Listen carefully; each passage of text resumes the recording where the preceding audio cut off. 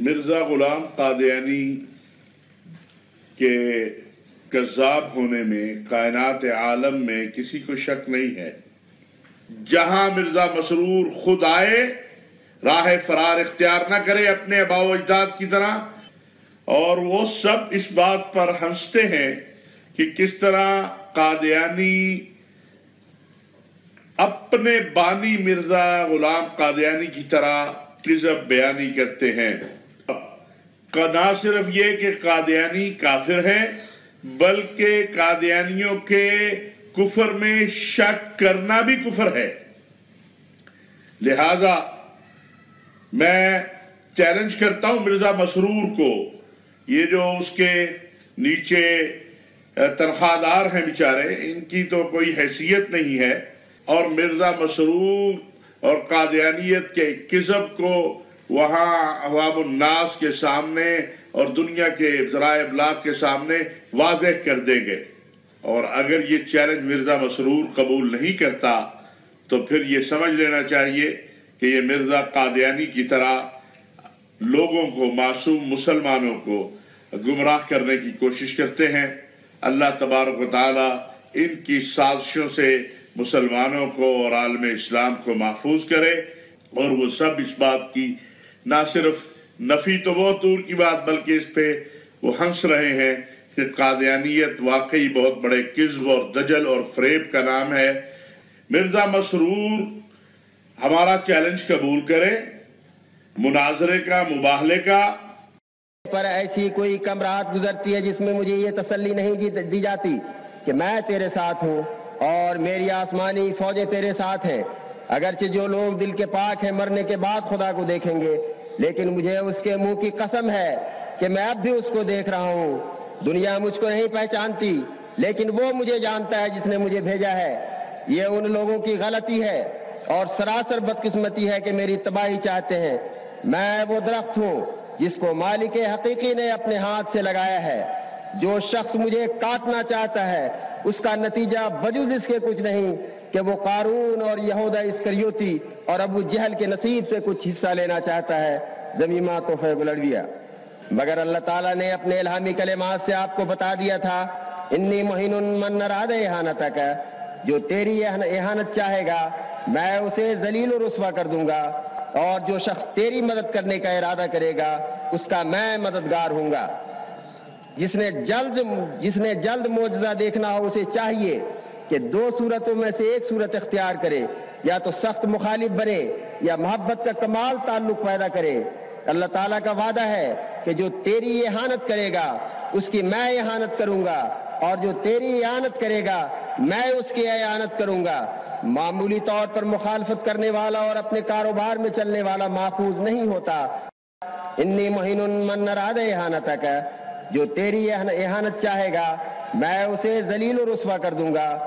انی مہین من اراد اہانتک، جو تیری اہانت چاہے گا میں اسے ذلیل و رسوا کر دوں گا۔ ریاستی کونسل ہمارا ادارہ ہے، میں اس کا ممبر ہوں، یہ کسی ایک فرد کی جاگیر تو نہیں ہے۔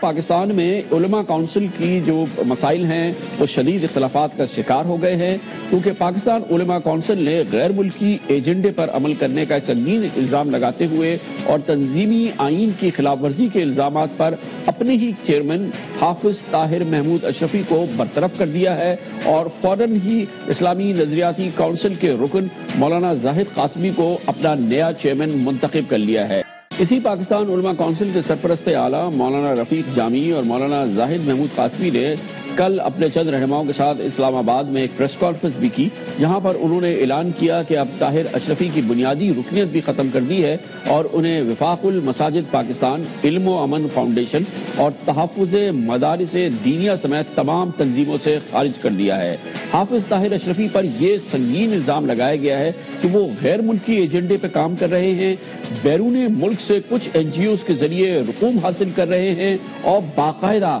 اسلام کو نقصان پہنچانے کے لیے بیرونی طاقتوں کے ایجنٹ بن گئے ہیں۔ سابقہ چیئرمین مولانا طاہر اشرفی ارکان شورا کا اعتماد کھو چکے ہیں۔ کونسل کی اکثریت ان پر مطمئن نہیں ہے۔ بعض مصدقہ حقائق اور شواہد سامنے آئے ہیں جس میں پاکستان علماء کونسل کے سابقہ چیئرمین نے غیر ملکی معاہدے کیے تھے جو کہ سراسر اسلام اور پاکستان علماء کونسل کے دستور اور نصب العین کے خلاف ہیں۔ مولانا نے ہمیں دھوکہ اور فراڈ کرتے ہوئے لاہور میں خفیہ طور پر علم و امن فاؤنڈیشن کے نام سے ایک اکاؤنٹ کھلوا لیا اور خفیہ طور پر غیر ملکی این جی اوز کے ساتھ معاہدے کر کے جتنی رقوم تھی ان اکاؤنٹ میں جو لاہور میں مولانا نے کھلوایا تھا فیصل بینک میں، کویلری گراؤنڈ فیصل بینک لاہور میں، مولانا خفیہ طور پر وہاں اپنی رقم جو ہے منتقل کرواتے رہے۔ سے نہیں ہے، یہ بڑے جید علماء ہیں جو آپ کے ساتھ شامل ہیں، آپ کی اسی تنظیم کے ناظم اعلیٰ ہیں، یہ تمام لوگ بہت سنگین الزامات آپ کو لگا رہے ہیں اور آپ کو پھر ظاہر ہے کہ آپ کی بنیادی رکنیت بھی ختم کر دی گئی ہے۔ خبر آپ کو دیتے چلیں نیو کے اسٹوڈیو سے، اسلام آباد پولیس نے گاڑی سے شراب برآمد ہونے پر مولانا طاہر اشرفی کو حراست میں لے لیا اور بعد میں نیوز اینکرز کی سفارش پر رہا کر دیا گیا۔ آپ کو اہم خبر سے آگاہ کر رہے ہیں، اسلام آباد پولیس نے گاڑی سے شراب برآمد ہونے پر کسی اور کو نہیں، مولانا طاہر اشرفی کو حراست میں لیا گیا کیونکہ ان کی گاڑی سے یہ شراب برآمد ہوئی تھی اور بعد میں نیوز اینکرز کی سفارش پر انہیں رہا کر دیا گیا۔ آپ کو اس وقت کی سب سے بڑی خبر سے آگاہ کر رہے ہیں، اسلام آباد پولیس نے گاڑی سے شراب برآمد ہونے پر پاکستان کی ایک مذہبی سیاسی شخصیت کو حراست میں لیا اور شخصیت کا نام ہے مولانا طاہر اشرفی، اور بعد میں انہیں نیوز اینکرز کی سفارش پر رہا بھی کر دیا گیا۔ آپ کو یہ بھی بتائیں کہ مولانا طاہر اشرفی ایک نجی ٹیلی ویژن چینل کے ساتھ بھی وابستہ ہیں، اور اس کے ساتھ ساتھ آپ کو یہ بھی بتائیں کہ پاکستان کے جو پرومیننٹ نام ہے مذہب کے حوالے سے، اور جو ہے اس حوالے سے آپ کو مزید یہ بھی بتائیں کہ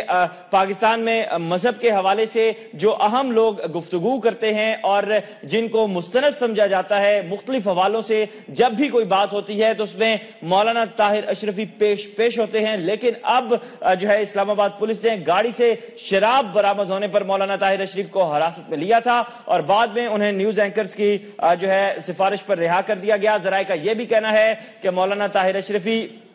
کا چونکہ نیوز اینکرز کے ساتھ ایک اچھا تعلق ہے، اس لیے انہیں جو ہے ان کی سفارش پر رہا کر اس کی وجہ ہے کہ میں آپ کو جانتا ہوں۔ اگر مجھے وہ کہتے ہیں نا کہ زیادہ کھانے کی وجہ سے ان کو گیس ہو گئی اور وہ بے ہوش ہو گئے تو میں فوراً مان لیتا۔ اگر وہ میرے کہتے کہ اتنا حلوہ کھا گئے، اتنا حلوہ کھا گئے، اگر وہ میں ان کو بتا سکتا ہوں آپ ایک وقت میں 18 نان کھاتے ہیں، ماشاءاللہ ایسی بات بھی نہیں ہے، لیکن پوری دنیا اب یہ کہہ رہی ہے، زبان خلق نکار خدا، کہ طاہر اشرفی شراب پیتا ہے، طاہر اشرفی کے یعنی ایڈن والے فلیٹ پہ جوا ہوتا ہے، طاہر اشرفی نشے میں جیو ٹیلی ویژن پہ چلے گئے۔ آپ کو دکھاتا ہوں، دیکھیں ذرا۔ بسم اللہ الرحمن الرحیم، السلام علیکم۔ اگر آپ مجھے سن سکتے ہیں کیونکہ میں آپ کو بڑا تھوڑا سن سکتا ہوں۔ جی، اسلامی نظریاتی کونسل کو اور مجھے ذاتی طور پر یہ خط موصول ہوا ہے اور میں بطور سربراہ پاکستان علماء کونسل کے اپنے دارالفتاح کو یہ خط ارسال کر چکا ہوں۔ اسلامی نظریاتی کونسل میں لعنت ہے ایسے جینے پہ گر اس سے ہیں جدا، لعنت ہے ایسے جینے پہ گر اس سے ہیں جدا۔ انی مہین من اراد احانتک، جو تیری احانت چاہے گا میں اسے ذلیل و رسوا کر دوں گا۔